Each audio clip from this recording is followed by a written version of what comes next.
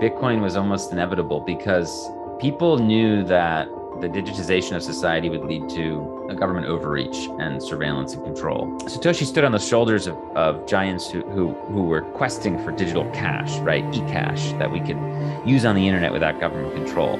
But really, I think what they figured out is what was more important was replacing central banking. Putin's afraid of Bitcoin.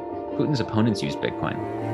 If Putin had a plan for Bitcoin, we would have seen it by now. The CCP banned Bitcoin last year. It's very clear what dictators think about Bitcoin. They don't like it very much because they can't control it. Bitcoin and this e-cash concept, in your mind, is the same thing as free speech and human rights. It's all kind of wrapped up in one because it's all about control and freedom.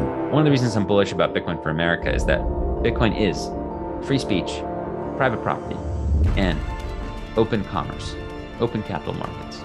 That's what Bitcoin is. Invest your time in Bitcoin. Learn about it. You can't lose anything by learning about Bitcoin. There's nothing to be lost. There's everything to be gained.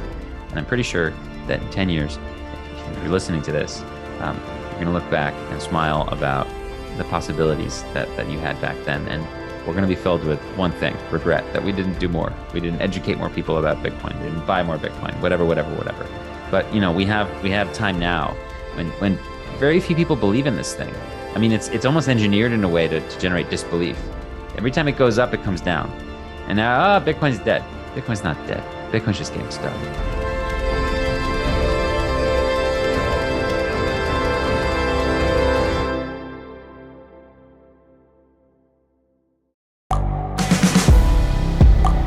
The world is changing.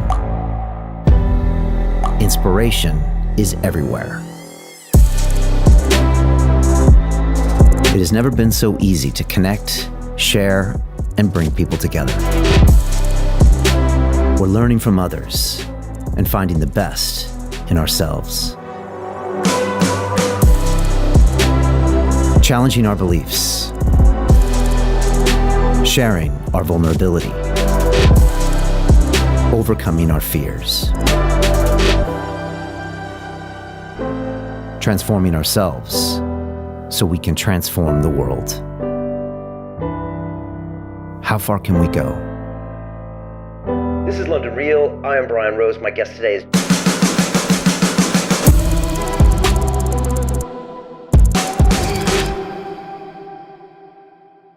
This is London Real. I am Brian Rose. My guest today is Alex Gladstein, the human rights advocate, lecturer, author, and Bitcoin evangelist. You have served as the Chief Strategy Officer at the Human Rights Foundation for the last 15 years. Much of your work focuses on connecting dissidents and civil society groups with business leaders, technologists, journalists, and policymakers in an effort to promote free and open societies. As an educator, you've spoken at universities including MIT and Stanford, while also advising the European Parliament and the U.S. State Department. Your views on human rights and technology have appeared in The Guardian, The New York Times, and The Wall Street Journal. In your latest book, Check Your Financial Privilege, you argue that anyone born into a reserve currency like the euro, yen, or pound has financial privilege, and you describe Bitcoin as a Trojan horse for freedom, which offers the opportunity of a lifetime for human rights activists. Alex, welcome to London Real. Thank you for the generous intro. You're welcome. It's great to have you here. I would love to jump right into financial privilege because I think it's something that you articulate very specifically that I haven't heard from anyone else. And it actually quickly reminded me of a couple video clips I saw coming from Omaha, Nebraska at the latest Berkshire Hathaway meeting where we saw, Charlie Munger, I think he said, quote, "In my life, I try to avoid things that are stupid, evil, and make me look bad in comparison to someone else. Bitcoin does all three." And then, of course, Buffett chimed in and said, "If you told me you owned all the Bitcoin in the world and you offered it me for $25, I wouldn't take it."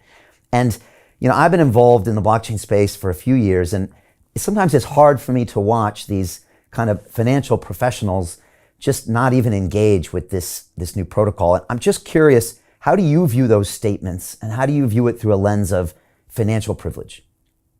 Just disconnected from reality. The reality is something that is obscured from most Americans and Europeans, Japanese, folks in Australia, New Zealand, Canada, people who have a strong currency at home, which might inflate, but not usually until about a year ago, not usually in a noticeable way in modern times in the last 3-4 decades. You're kind of insulated from the abuse of monetary policy, and you are privileged by the kind of like this deep global architecture of the world, which is still built in kind of a colonial way. If you think about the way the global economy works, you have developed countries which import raw goods from the emerging markets and which manufacture, finish those goods, and then send them back, right?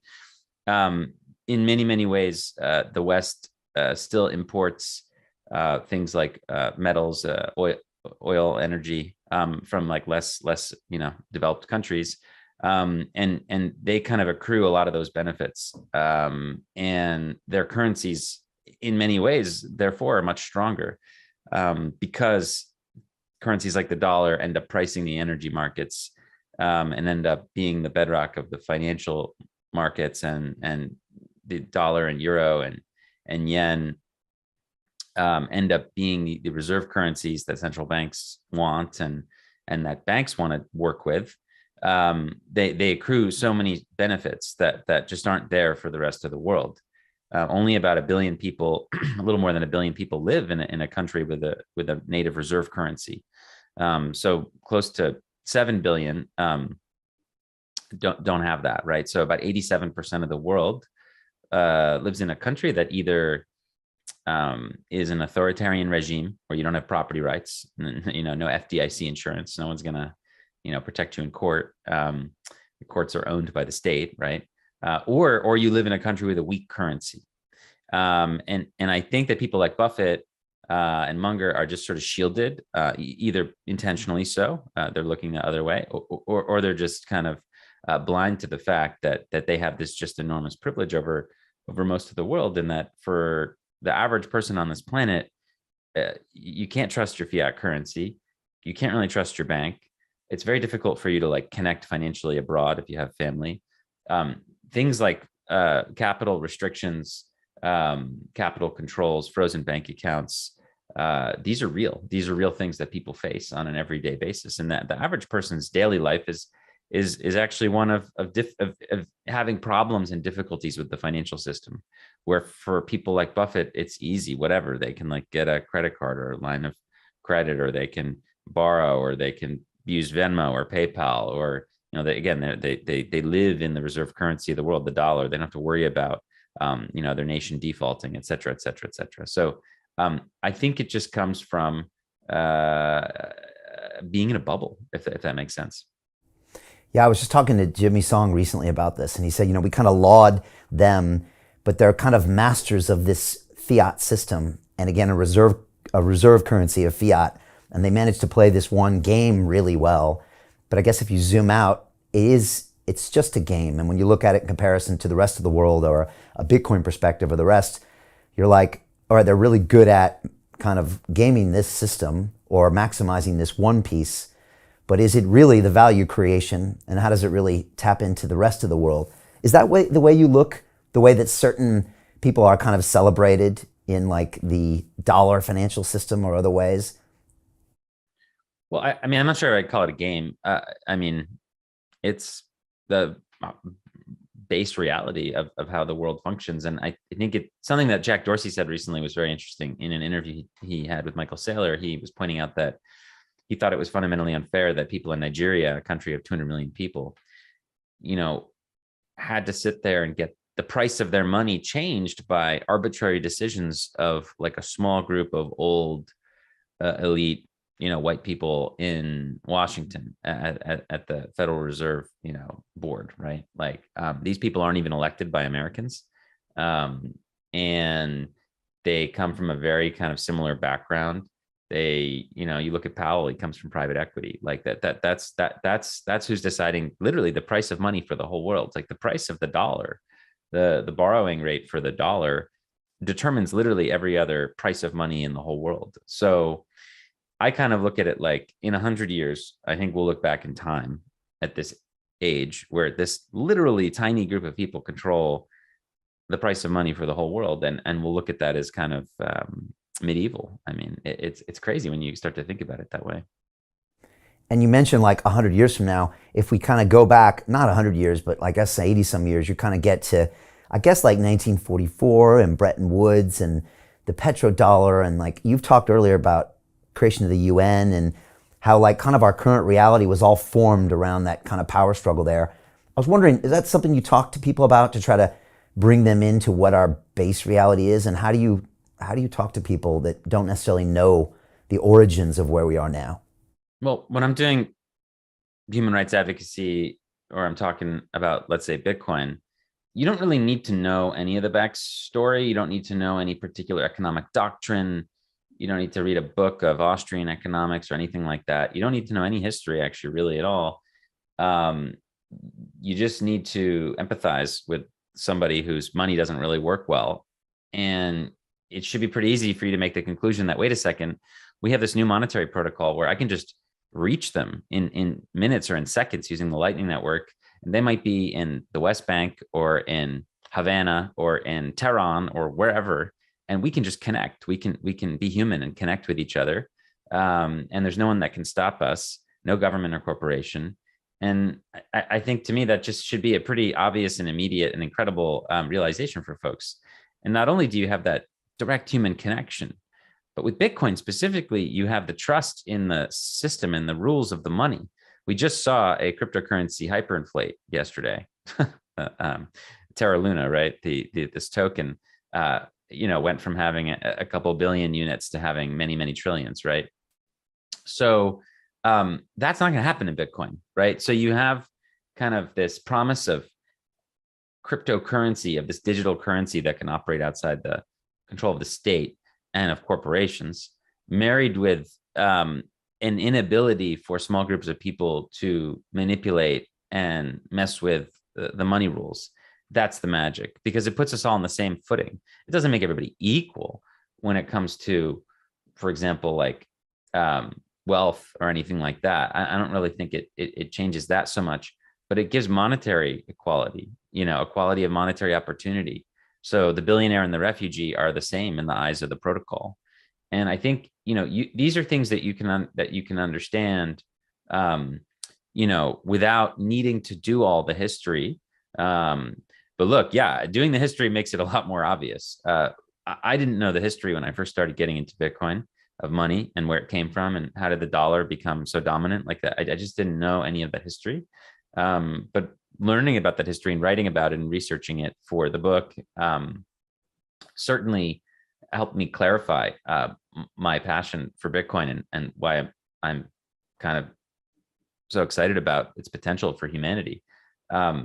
In the book, I kind of have two sections where I chart the history of the dollar. Of course, the world once ran kind of on the gold standard. And I guess what I mean by that is that nations used to save in gold and they would balance payments with each other in gold. And it had this very elegant mechanism, which makes a lot of sense, where if you're a country and you are very successful at making something, you start exporting a lot of it, your industry starts picking up, your currency is going to start to appreciate. And that's going to actually start to slow down your exports because the price of your labor will get less competitive, right? So it's like this natural balancing thing. Your currency will then weaken. So it prevents any one nation's currency from becoming too weak or too strong. If your currency becomes too weak, then your exports get really cheap, and then you can start building your capital account back up again. This is kind of a natural thing that was happening in the gold standard, and it's how nations would balance their payments with each other. When you have the dollar hegemony, you have this like hack that the US government figured out where they, basically since the 60s, and especially since 71, we've just gone deeper and deeper and deeper into debt without ever having to balance because everybody else needs dollars. We figured out a way to swap the dollar with gold. And it wasn't a market-based phenomenon. I mean, a lot of people are like, well, obviously the US was just like a powerful economy. No. This was like a political thing. Like we sat there at Bretton Woods, as you mentioned, in 44. Keynes wanted to do the Bancor, right? The Brits wanted to have an internationally managed money system for the world to rebuild after World War II. And the US government was like, no, we got all the gold. You guys are going to use dollars. And that's going to create enormous demand for dollars. We'll redeem them for gold at $35 per ounce. Trust us. But you got to use dollars. So the whole world went from like kind of just saving in this neutral, decentralized asset, gold, outside money that couldn't just be canceled or whatever, They went from saving and asset money to debt money. It's just it's incredible transformation. And all of a sudden, everybody's post 44 increasingly around the world saving in dollars. Dollars and gold are very different. Dollars can be canceled. Dollars are liabilities. Dollars are inside money. Dollars can be frozen, as we've seen most recently with Russia and Afghanistan. So I think that you can't overestimate the impact this had on the world. And of course, a few decades later, we rug pulled everybody and said, just kidding, we're not going to redeem these little pieces of paper for gold anymore. No way. So the dollar started to devalue as a result of what Nixon said. If you actually look at it between 71 and 74, the dollar lost half its value against the mark, the German mark. That just gives you an idea of like how weak the dollar got. We had crazy inflation in the United States. Now, Nixon at the time and Kissinger, they had to figure out a way to like stop this collapse of the dollar. So they were like, how can we get other nations to start propping up our currency again? So they hired a guy off Wall Street, William Simon. He was a bond salesman because they needed to sell bonds. And they hired him and he became Treasury Secretary. And they were like, well, who's going to buy our bonds? Who's got a lot of money? The Arabs, the Saudis. They had just been the beneficiary of a big political transformation where energy and oil, the lifeblood of our world, was run and controlled by Western corporations for a long time, right? The Seven Sisters. Okay, well, after the 60s, there was decolonization and nationalization, and these Arab countries took control. So the OPEC nations now controlled the economic lifeblood of the world. They had 80% of all the world's oil. Okay, so we sent Simon over to Riyadh, to Jeddah. The Crown Prince came to Washington. This was all in the newspapers. This is no conspiracy. This was like very, very open. It somehow has been memory hold. But in 73 and 74, we basically created what's known as the petrodollar. And it was quite simple. The agreement was such. The Saudis would agree to price all energy sales in dollars only, meaning if you're Malawi, you can't print your own currency to buy oil. You have to go get dollars. So this is just like increasing global demand for dollars because everybody needs dollars to get the oil they need to run their country and to improve. So number one, they had to price energy in dollars. And number two, this was the more tricky part that was actually somewhat secret and was declassified later in the 90s. They had to buy with the petrodollars, the earnings that they received, in dollar payments from around the world in these bank accounts that they had, usually in Europe. They had to recycle them into U.S. debt. So they would take the dollars and convert them into treasuries. And this would prop up the U.S. government's debt financing and all this other stuff, right? So what you had was that was one half of the deal. And the other half of the deal was the Americans, we would sell them weapons and we would protect them. And we did protect them. We protected them in the Gulf War. We protected them in the Iraq War. Anytime there was a threat in the region against the Saudis, we've come and we've saved them. And that was our end of the deal. And they've until recently, this deal has held up, and it's really been the defining characteristic of the last 50 years of the global political economy has been the petrodollar system. Now it's coming under, it's starting to crack now. But I think it's worth noting that a lot of people call this the petrodollar eurodollar system, which is actually, I think, pretty accurate. And it's just worth noting briefly that because of the petrodollar mechanism, there was this enormous inflow of money into these like European dollar denominated accounts, eurodollars, basically. A eurodollar is a dollar that's outside of the Federal Reserve's power. It's outside of the US banking system. It's a dollar contract somewhere else. Today now, there's more eurodollars than dollars. That there's just this huge floating market. But it wasn't always like that. It was a creation of the Cold War where like Soviet, countries wanted to, or Eastern Bloc countries wanted to do business in dollars. They didn't want it frozen by the US government. So they would open a dollar account in France or London or something like that. But basically the petrodollar system, gave steroids to the eurodollar system. And as a result, you had two things happen. The dollar, which was floundering seriously in the early 70s, became the bedrock and the numeraire for energy and for finance. That's the petrodollar, eurodollar system. So this allowed the US government to do a lot of things over the last few decades. We were able to do things no normal country could do, like fight forever wars, export our manufacturing abroad, basically come to a political arrangement where the only thing we really exported was in some ways was dollars. Like we're exporting dollars to the world, and we get all kinds of stuff in return. And through this system, we had to have a buyer for our debt in this system. And again, it started really with the Arabs and the West Germans. In the 80s, we forced the Japanese to buy a lot of our debt through the Louvre Accord, the Plaza Accord. And then in 2001, Clinton's last hurrah was getting China into the World Trade Organization. Okay, so all of a sudden we had a new buyer. China could do a lot more business with us. They were selling a lot of stuff to America in that first 2000 to 2010, massive amounts of stuff, opening up their economy. And guess what they did with the dollars they earned? They bought treasuries. They bought $1 trillion of treasuries in that decade. So you had this constant pressure over the decades as a result of the system, a buying pressure for U.S. debt. And again, this allowed the U.S. government to go. We're now in $30 trillion in debt. And it's because we have this external foreign demand for our debt, regardless of our economic performance, regardless of the fact that we're so indebted. This is highly unusual and will be seen as an aberration in history. So today the system is coming under pressure. Okay, number one, you have foreign governments buying more gold than treasuries. You have China and Japan, the two largest holders of treasuries. They stopped their rate of buying, and they've essentially been dishoarding. They've been reducing their total stock of treasuries in favor of other things. You have countries starting to talk about pricing energy in other currencies, whether it be the Saudis selling to China, that's their largest client. They sell 25% of their oil to China. Why would they use dollars? They're going to start selling that in RMB. You've got Israel, an ally of the US, selling off dollar reserves to buy Chinese reserves. So this whole petrodollar euro system is coming under pressure. And, to me, the thesis of my book in many ways is number one, just charting the rise of global Bitcoin adoption as told through stories of people, but also charting this history of money where we went from essentially the reserve currency of the world being gold to being US treasuries, essentially. And then I think it's going to be Bitcoin. It's going to be next. So that's my thesis. Yeah, it's a massive, the way you describe it, you see it's just this massive power play, the dollar, that started off in the ruins of Europe. And, I'm in London here, and we know that all these countries destroyed each other. And then the US kind of walked in, made the rules, and then kept pushing that power play in all these various forms into where we are today. The funny thing is, Alex, is that I studied economics at MIT, Sloan School of Business. I went to Wall Street, and they never taught me this stuff.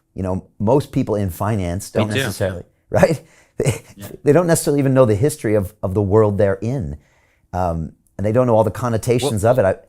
What's really interesting is that this whole, the petrodollar thing was just glaringly obvious. And of course is now being discussed at length by Credit Suisse analysts and all kinds of people, where everybody's now talking about, oh my God, what happens if energy gets priced in a different currency?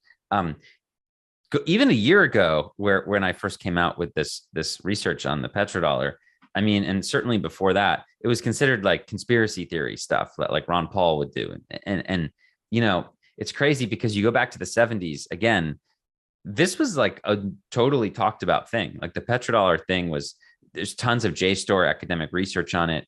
For whatever reason, it got memory hold in the 2000s.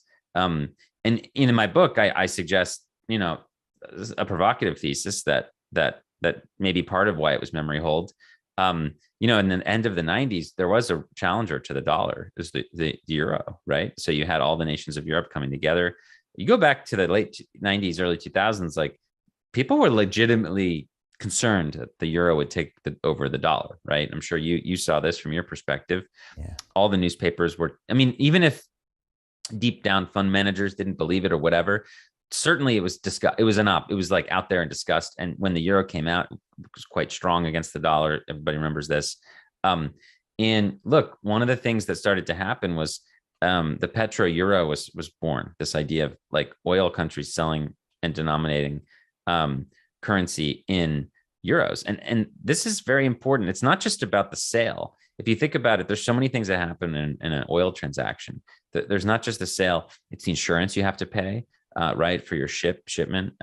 It's the derivatives on top. That for every barrel of oil, there's way more derivatives, in an order of magnitude more than the barrel itself. So you're talking about all those things start to be priced in other currencies. That's an enormous network effect, pulling demand away from the dollar, right? So the US government saw this clearly. Saddam Hussein announced at 99 he would do this, right? And then he did it. And he was selling billions of dollars and billions of dollars worth of oil in euros to Germany, France, European countries in 2000 and 2001, 2002.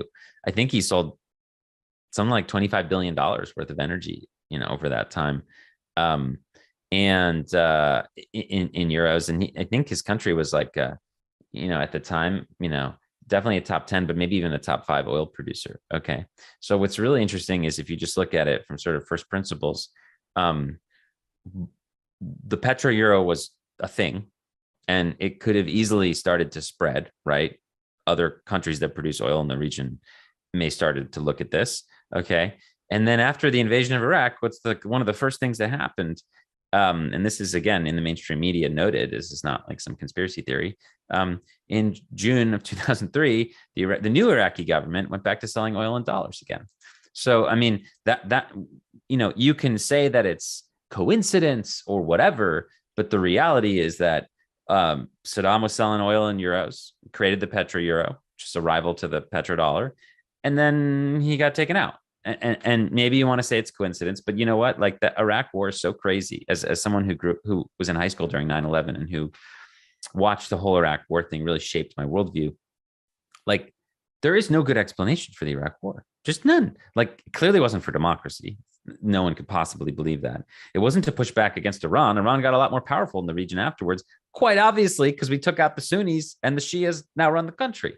I mean, literally, like, Saddam was the one that we were funding to fight the Iranians in the 80s. So that doesn't make any sense. It definitely wasn't WMDs. That was all a lie.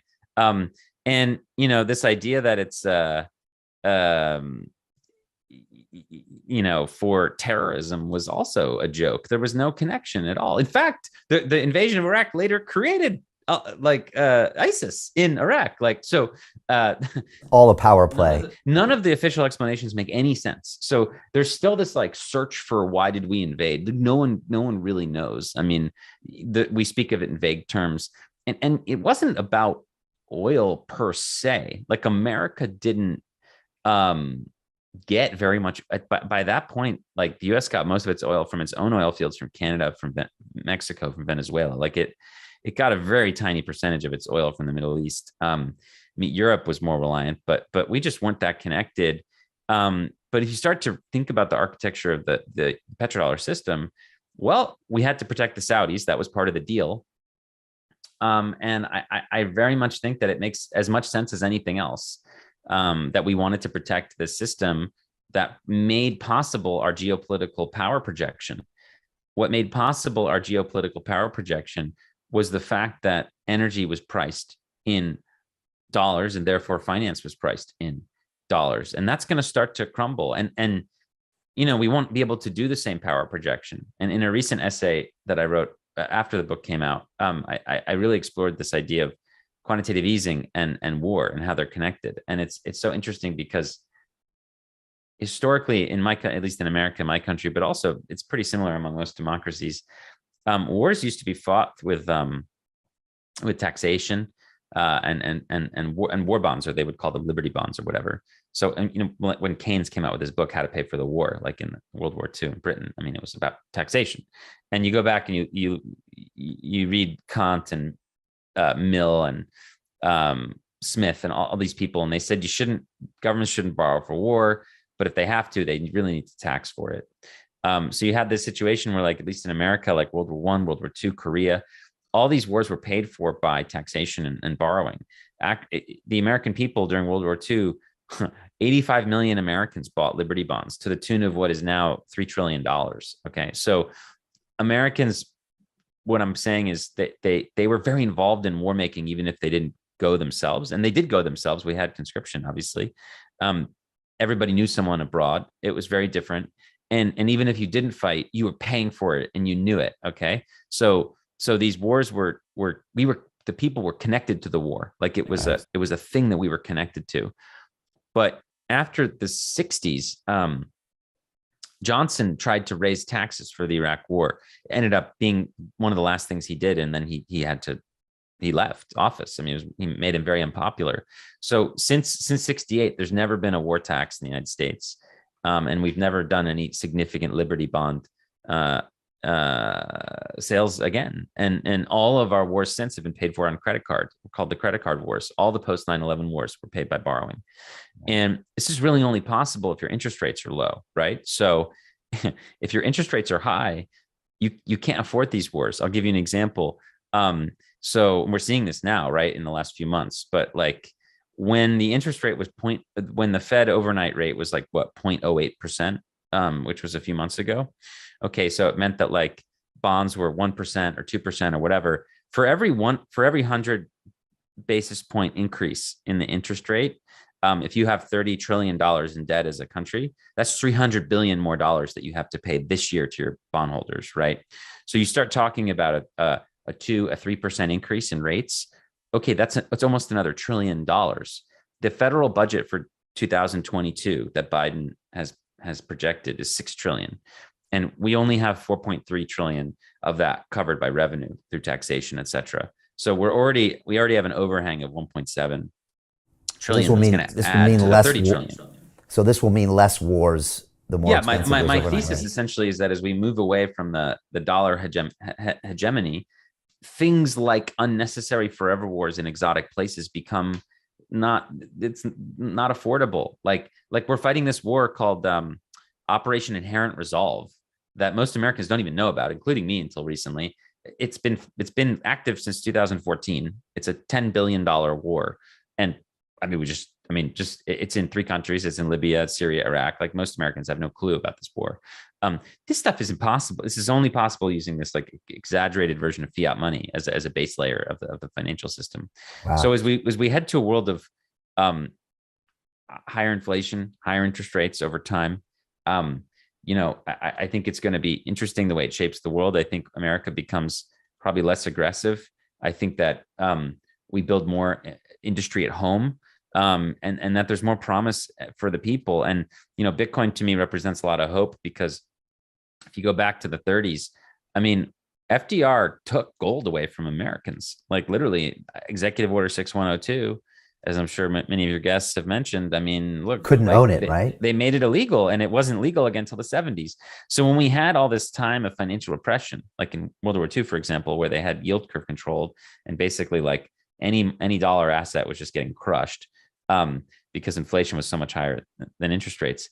What was your option as an American? You couldn't go to gold, and gold was like obviously skyrocketed in value over those decades. In real terms, it ended up, if you look at it by the 70s, it was like, it definitely wasn't $35 an ounce, man. It was hundreds of dollars an ounce by the time that they really started lifting the restrictions on it. So you look at Bitcoin. A lot of gold people say it's still repressed today. A lot of people say the real price of gold is much higher, right? So today it's different. Today they can't do that anymore. Today, if we enter this period of financial repression, guess what? Americans are going to have access to Bitcoin, and so will everyone else in the world, and that gives me a lot of hope. So let's talk about Bitcoin. Do you think it's a coincidence that Bitcoin is now so prevalent, that it came about when it did, or was it born out of this financial need? Do you ever think about it and zoom out and think it could literally not be here, and then we wouldn't have this parallel world to observe this current world in? Or have you ever thought about that? And then your thoughts on Bitcoin also from a human rights perspective, and how it's like evolved with you. Yeah, I mean, look, we have our world, and we live in this potential world. I mean, there might be parallel worlds. But I think that Bitcoin was almost inevitable, because if you look at the way it was designed, and I have a chapter in the book on its sort of prehistory and where it came from, people knew that the digitization of society would lead to a government overreach and surveillance and control. And this was predicted back in the 70s, 80s. There's books written in the 80s about the rise of the computer state. And, at the time there were two, let's say, camps of how do we deal with this? Like, we know there's going to be overreach when stuff starts to get digital. Governments can basically do and execute their dreams much easier. Like, think about what Mao had. Mao would kill to have the technology that Xi Jinping has, today. Just think about that, right? In terms of surveillance, social engineering, DNA profiling, all that stuff. He didn't have that. He had to do it all with brute force. So if you think about it, what we kind of have here is two strategies. One is begging the government, basically lobbying, saying, please don't take our rights away. Give us our rights. So there's another camp of people who said that's not going to work. And that first strategy is still the popular one. Like, people are like, how do we prevent Facebook from violating our rights or whatever? Let's get the US government to regulate them. That's still the dominant worldview, is that we should get the government to fix the problem. The problem I have with that strategy, of course, is number one, most people live under an authoritarian regime. So you're not going to get the government to do anything. Like, if you live in China, this is not going to happen. So that's a privilege you have of living in a democracy. Maybe it's possible. Obviously, in the United States, we've seen that our government is not interested in respecting civil liberties of our citizens. Look at all the revelations of Snowden. Like, it's crazy. They were surveilling on us in a mass way, totally warrantless wiretapping, all that stuff, in collaboration with companies like all the telecoms, et cetera, et cetera, et cetera. So that, please government, don't violate our rights thing, it didn't work out. So there were activists in the 70s and 80s and 90s called cypherpunks. And they came up with a different model of seize your rights with open source code, basically make it impossible for them to violate your rights and ask for forgiveness, not permission. And that's the Bitcoin way, because that's where Bitcoin came from. The first wave of cypherpunks focused on free speech on the internet, on privacy on the internet, and the kind of consumer level app that was launched off 2 decades of research was PGP in the early 90s by Phil Zimmerman. And he came under a lot of pressure. I mean, Senator Biden, President Clinton, all Attorney General, everybody was going after him. They were saying encryption was for pedophiles and terrorists. Same thing people say, and criminals. Same thing people say about Bitcoin today. And they were saying we can't have privacy for Americans. We need a backdoor. We need a Clipper chip. We need a way in. Well, you know what? They were defeated by cypherpunks, by businesses, by an alliance of people, and for the better. And it's crazy, the cultural shift today. You have people like Michael Hayden, who was chief spook during 9/11. He's saying encryption is a human right for all Americans. So we've gone this incredible cultural shift, and I would say encryption is more or less won. I mean, there's still threats, but it's been standardized in society. It seems unlikely that we go backwards from that. I know that the Brits were trying to have a third key into a peer-to-peer chat and things like that. And we'll always have that pressure, but Signal's pretty dominant now as an upgrade for mobile phones, on the PGP technology. And I think it's just becoming more part of our lives. But that was their first achievement, was making sure that you and I could communicate privately on the internet, which was huge. Second achievement in their holy grail was electronic cash. That's really what they wanted, and it was in culture. It was in science fiction in the 80s and 90s. Like, Neil Stephenson wrote amazing books about the future, and money actually played often a significant role in his storytelling, the type of monies that would exist, digicash, digibucks, whatever. Then it also was there in business. You had David Chaum, who was a researcher at Berkeley in the 80s. He came up with this idea of blind signatures for payments, and later turned it into a company called DigiCash, where you would swap your dollars or euros for basically this fully anonymous currency. Now, DigiCash failed because it was centralized. So a lot of these cypherpunks like Adam Back and Nick Szabo and others, and Nick Szabo actually worked at DigiCash. They kind of saw the promise of DigiCash, and then they saw why it failed, and they were like, okay, so the mint, the thing that creates the money, has to be decentralized. Okay, well, how's that going to work? So it was a tough problem, and it took decades, but eventually Hal Finney had a little bit of a breakthrough in 2004 with his reusable proof of work. And then 2008, we get Satoshi. And, as I write in my book, Adam Back gets this email, summer of 2008, this dude named Satoshi, or whoever named Satoshi. And they're like, hey, can you look over this thing I'm gonna publish? And Adam was like, sure, here's some feedback. And it's crazy. Adam had such a he was so built for this career, given his personal history and what he had been through.